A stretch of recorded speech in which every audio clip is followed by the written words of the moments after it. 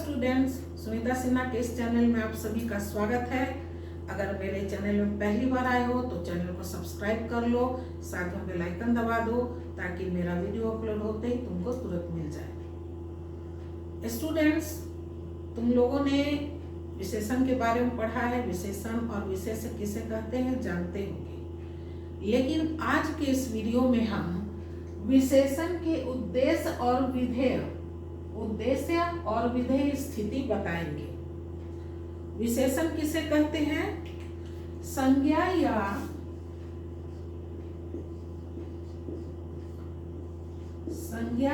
सर्वनाम। या का मतलब हो गया दो में से कोई एक, संज्ञा शब्द रहेगा या फिर सर्वनाम। सर्वनाम कब होगा? संज्ञा के स्थान पे जब लिखाएगा। तो संज्ञा या सर्वनाम की विशेषता बताने वाले शब्द को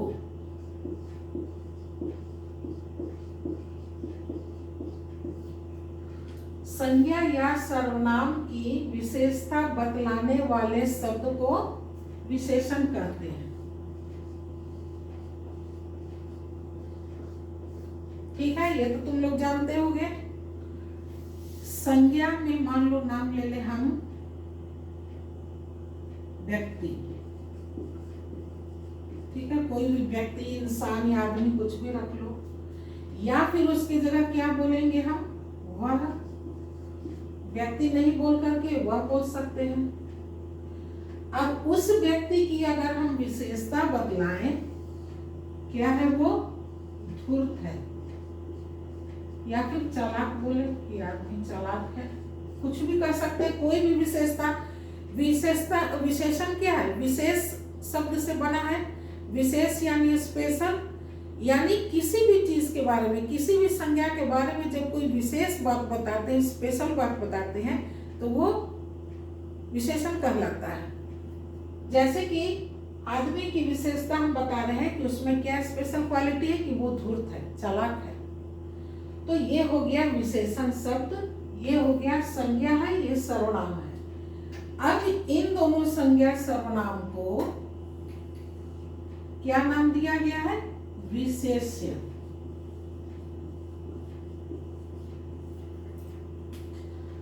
संज्ञा या सर्वनाम को हम विशेष भी बोल सकते हैं और इसकी विशेषता बताने वाले शब्द को विशेषण कहेंगे। ये हो गया विशेष और ये हो गया विशेषण, जो उसकी क्वालिटी हम बताएं। इतना तो तुम लोग जान रहे हो। तो देखो, विशेषण की परिभाषा हम और भी कई तरह से दे सकते हैं। एक तो संज्ञा या सर्वनाम की विशेषता बताने वाले शब्द को विशेषण कहते हैं। दूसरी तरह से कहते हैं कि विशेष की विशेषता बताने वाले शब्द को विशेषण कहते हैं, या फिर विशेषण जिस शब्द की विशेषता बतलाता है उसे विशेषण कहते हैं। कहने का अर्थ वही है कि संज्ञा या सर्वनाम जो भी शब्द है उसका जो स्पेशल बात बताया गया, विशेष बात बताया गया, उसे विशेषण कहते हैं। Is it clear?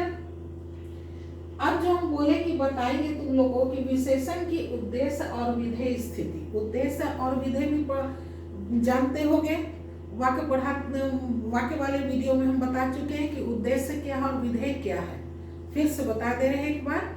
उद्देश्य जब हम किसी चीज के बारे में कहते हैं, बताते हैं, तो वो हमारा हो गया उद्देश्य। और उद्देश्य के बारे में जो बात हम बताए, अब देखो हम क्या बोले कि जिस भी संज्ञा के बारे में, हर चीज का अपना नाम है और सारे नामों को संज्ञा कहते हैं। तो जब हम किसी संज्ञा के बारे में कोई बात कहना चाहते हैं, कोई बात बताते हैं, तब वो उद्देश्य हो जाता है। यानी हमारा ये उद्देश्य इस व्यक्ति के बारे में बोलना, और इस उद्देश्य के बारे में जो बात हम बताए कि वो धूर्त है, चालाक है, सीधा है ना, कुछ भी कह सकते हैं, कोई भी क्वालिटी हो सकता है, तो वो कहलाता है विधेय। वाक्य के दो अंग होते हैं, उद्देश्य और विधेय। उद्देश्य जिसके बारे में हम कुछ कहें और जो उस उसके बारे में जो बात हम कहें वो हो गया विधेय। Is it clear? अब हम यहाँ बताना चाहते हैं कि विशेषण की उद्देश्य और विधेय स्थिति। अब देखो वाक्य में हम लोग बोलते हैं कि, अब जैसे मान लो एग्जाम्पल ले लो, व्यक्ति, इसी एग्जाम्पल को हम समझाएंगे ताकि तुम लोग को समझने में आसानी हो जाए। व्यक्ति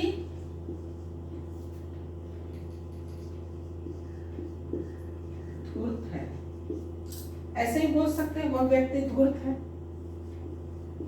या फिर वह व्यक्ति नहीं,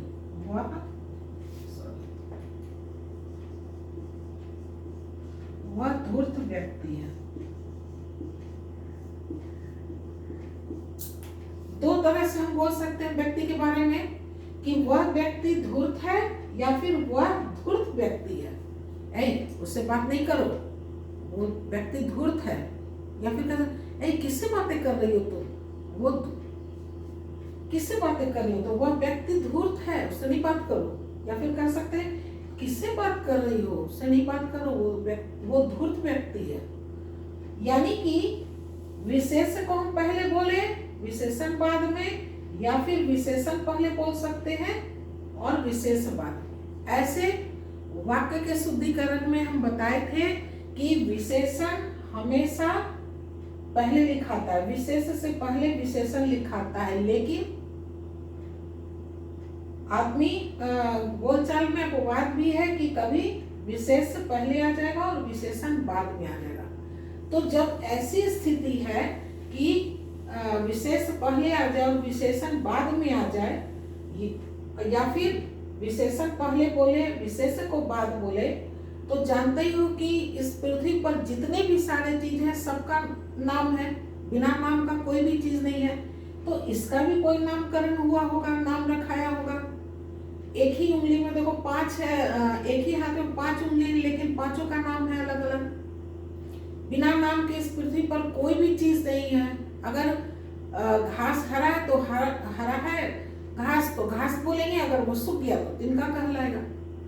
मतलब ईच एंड एवरीथिंग, हर चीज का नाम है, बिना नाम का कोई भी चीज इस पृथ्वी पर नहीं है। तो फिर ये कैसे वंचित रह जाएगा, इसका भी कुछ नामकरण हुआ होगा कि अगर हम विशेष पहले बोले और विशेषण बाद, या फिर पहले विशेषण बोल दे फिर विशेषण बाद। तो जब हम विशेष पहले बोल देते हैं और विशेषण को बाद में बोलते हैं, तब ये कहलाता है विधेय विशेषण। इसको कहते हैं विधेय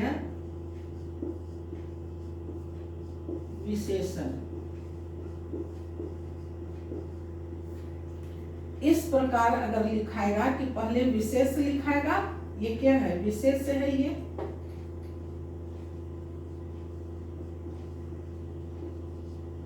और ये विशेषण है,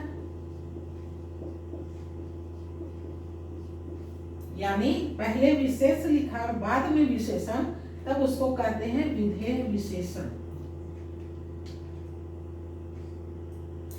और जब वाक्य में पहले विशेषण आ जाए और बाद में विशेष आए,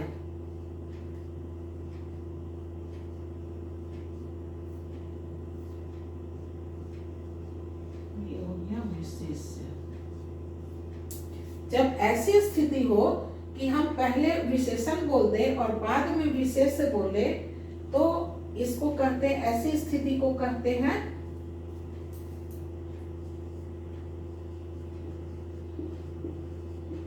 उद्देश्य विशेषण। तब इस प्रकार के विशेषण को कहेंगे विधेय विशेषण और इसको कहेंगे उद्देश्य विशेषण। बोलते दोनों तरह से हम, कमीज नीली है या नीली कमीज है, दोनों तरह से बोल सकते हैं, कमीज नीली है या नीली कमीज है। लेकिन वाक्य ज्यादा शुद्ध होगा कि नीली कमीज है, लेकिन फिर भी हम लोग इसको कमीज नीली है भी कहते हैं। तो जब कमीज यानी विशेष पहले आ गया और विशेषण बाद में आ गया, तो इसको कहेंगे विधेय विशेषण। और जब विशेषण पहले आ गया और विशेष बाद में आएगा तो वो कहलाएगा उद्देश्य विशेषण। यही आज के इस वीडियो में हम यही समझाना चाह रहे थे कि विशेषण का उद्देश्य और विधेय स्थिति क्या है। ये जो है विधेय विशेषण, ये क्या है, क्रिया से पहले और विशेष के बाद आता है, इसलिए ये जो है विधेय के अंग हो गया। ये विधेय के अंग होने के कारण इसको विधेय विशेषण कहते हैं। उम्मीद है तुम लोगों को समझ में आ गया होगा और इंटरेस्टिंग भी लगा होगा इसको जानकर। आज के वीडियो में बस इतना ही। नेक्स्ट वीडियो में फिर एक नया टॉपिक लेकर मिलेंगे। मेरा वीडियो देखने के लिए तुम सभी का बहुत बहुत धन्यवाद। तब तक के लिए bye bye and take care.